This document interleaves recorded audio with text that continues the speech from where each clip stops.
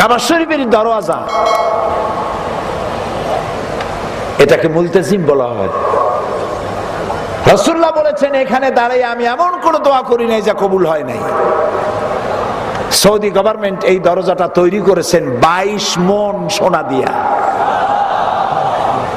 22 KG না, 22 মণ সোনা দিয়ে তৈরি করেছে। আল্লাহ আমাগো এত সোনা দিছে, আল্লাহর ঘরের দরজাটা সোনা দিয়ে বানাই দিয়ে। আমি প্রথম কাঠের দরজা দেখেছি এই বাংলাদেশ যখন স্বাধীন হয়। স্বাধীন বাংলাদেশের প্রথম হজ আল্লাহ আমাকে করাইছেন। প্লেনের ভাড়া ছিল 4733 টাকা। এখন এরকম ভাড়া হলে তো 14 গোষ্ঠী হজ করন যাইত, রিকশাওয়ালারা হজ করতে পারত। তো আল্লাহ রাব্বুল আলামিনের ঘরের মধ্যে প্রবেশের একটা মনস্কামনা আমার ছিল দীর্ঘদিনের। আমার চোখের সামনে কত রাজা বাদশাহ ঢুকছে, আমি এতিমের মতো দাঁড়ায় দাঁড়ায় কাঁদছি, আল্লাহ তোমার এই পবিত্র ঘরের মধ্যে যদি জীবনে একটাবার ঢুকতে পারতাম। সুযোগ এসে গেল। কুয়েত এবং ইরাকের যুদ্ধ শুরু হলো। সেই যুদ্ধ মীমাংসার জন্য একটা মিটিং হলো সৌদি আরবে।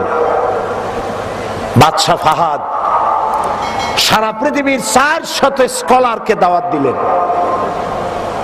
বাংলাদেশ থেকে 6 জনকে দাওয়াত দিলেন। তার মধ্যে আমার মতো একজন অযোগ্য লোকও দাওয়াত পেয়ে বসলো, বুলে না কেমনে আল্লাহই জানে।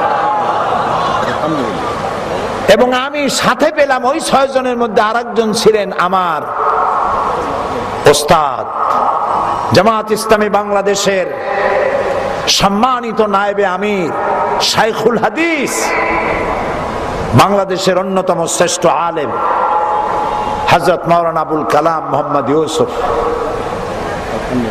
আমার পাশাপাশি সিটে প্লেনে বসা। আমি তারে বললাম, হুজুর আমার তো একটা দিলের বড় আশা ছিল কাবা ঘরে ঢোকার। এখন তো হজের মৌসুম না, ভিড় কম, একটু কয়ে টয়ে দেখবেন নাকি কর্তৃপক্ষকে যে যদি দরজা খুলে দেয়। কই যে এত মানুষ দেবে কিনা না দেবে। তা আমি ওইটুকু বললাম শুধু। আমাদের হোটেলে নিয়ে গেল, হোটেলে নিয়ে একটা ব্রিফকেস দিল প্রত্যেককে। সেই ব্রিফকেসের ভিতরে জায়নামাজ, কাবা শরীফের গেলাপ, আতর, কলম আর অনুষ্ঠান সূচি। 3 দিন আমরা থাকবো সরকারি মেহমান হিসেবে। অনুষ্ঠান সূচিতে দেখি আগামী বৃহস্পতিবার সকাল 7:30টায় মেহমানদের জন্য কাবা শরীফের দরজা খুলে দেওয়া হবে। আমি পড়ে কান্দে দিছি।